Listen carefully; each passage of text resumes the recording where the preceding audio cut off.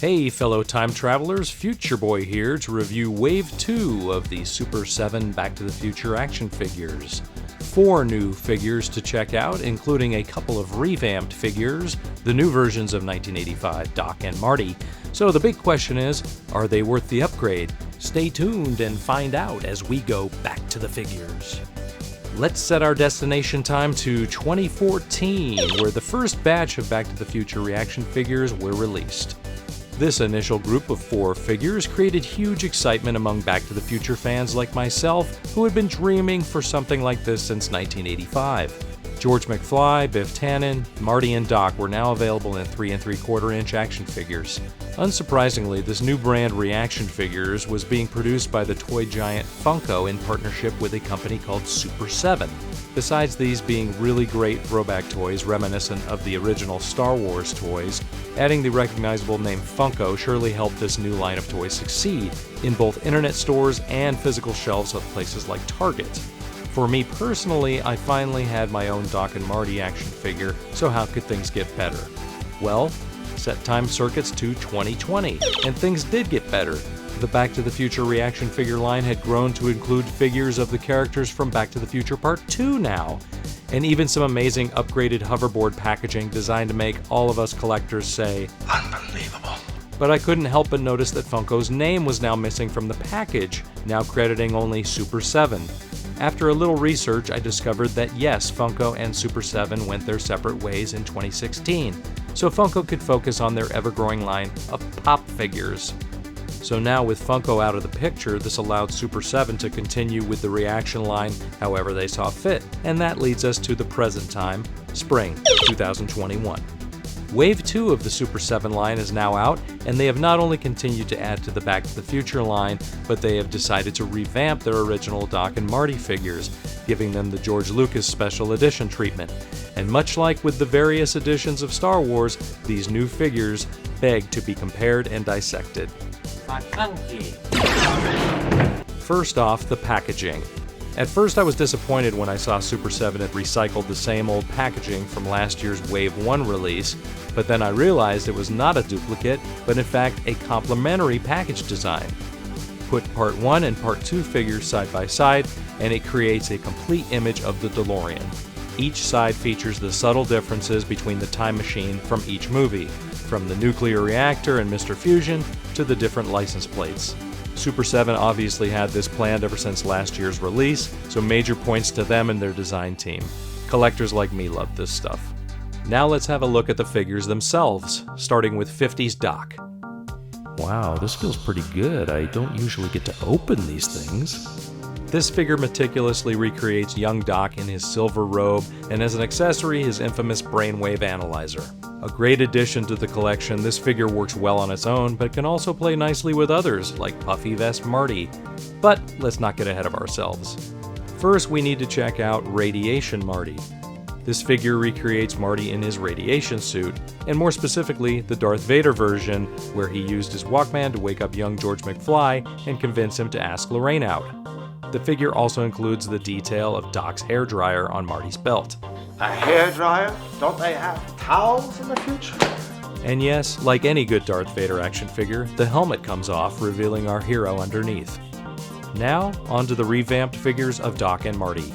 There are now 2 of me here, and there are 2 of you here. The obvious difference between these 2 versions of 1985 Doc Brown is that the new version includes Doc's dog Einstein as the accessory. This is the first time that the dog has been included in the action figure line. He was previously included in the Japanese variant of the 2014 Marty action figure, but this is the first time Einstein has been available on American shelves. Einstein, you little devil! When it comes to the new sculpt of Doc, there are a lot of subtle differences. You would think the revamp would be more movie accurate, but in this case, there are pros and cons to the new version. First off, the head and hair are quite different. This one much closer to the recent Part 2 Doc that Super 7 released. A little more detail in the eyes seems to liven up this new version. The torso sculpt is very similar, same teal Hawaiian shirt under the radiation suit, and pocket contents seem to match as well. New Doc includes a control watch that matches Einstein's, so points to Super 7 for adding that new detail. Also, they have added the radioactive logo to his back, matching the movie costume. Another point for that. Now let's take a look at Doc's tool belt. As you can see, the tool pouch on his belt has switched sides compared to the 2014 version. They are both good and detailed, but which is more screen accurate? In Doc's initial scenes in the Twin Pines Mall parking lot, the pouch is clearly on the right side of his waist, as it is here in the 2014 version of the toy. So points go to the Funko version for matching this detail. Now for the final detail, Doc's shoes. The new version has black boots, while the 2014 version has brown, so which is closer? Although many people assume Doc wears brown Timberland-style boots in the movie, they are actually Nikes. Though in real life the orange high tops are quite brighter than Doc's, he does in fact wear dirty versions of the Nike Vandal. I was lucky enough to snag a pair for my collection during Nike's 2017 re-release. Another point for accuracy goes to the original 2014 version of the toy, so we have a tie. Obviously, the only thing to do now is to take the lower half of the old figure and attach it to the new one to make the ultimate 3 3/4 inch Doc. But I'm not going to get that heavy. And finally, onto the Marty McFly Doppelgangers.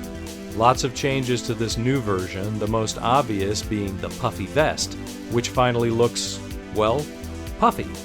Where the 2014 version always looked to me like an untucked shirt, this new one is not only cut off at the waist where it should be, but also has more volume, creating that life preserver look that we all know from the movie.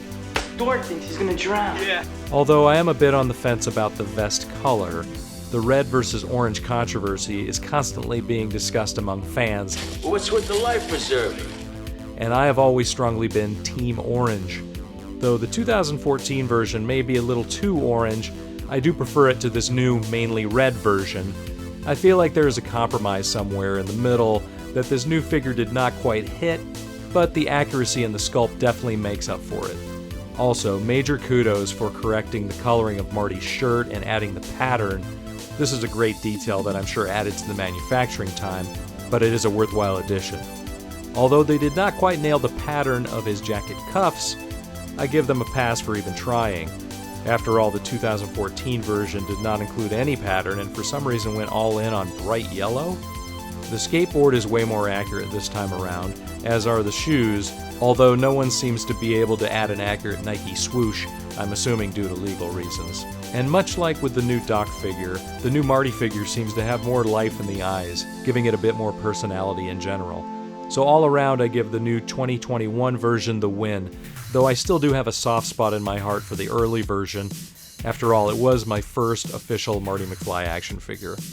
So, in conclusion, which version of these action figures is worth your money? The correct answer is obvious. You need all of them. After all, this is a franchise that has taken nearly 25 years to start making the bulk of the collectibles that are currently out on the market. So for me, no amount of Back to the Future collectibles is too much. Which reminds me, hey, Super 7, are you going to stick the landing and actually create some Back to the Future Part 3 action figures? I think about it all the time. Only time will tell. Until then, I'll be crossing my fingers and dreaming of a Marty McFly action figure in a poncho. Happy collecting. I'll talk to you in the future.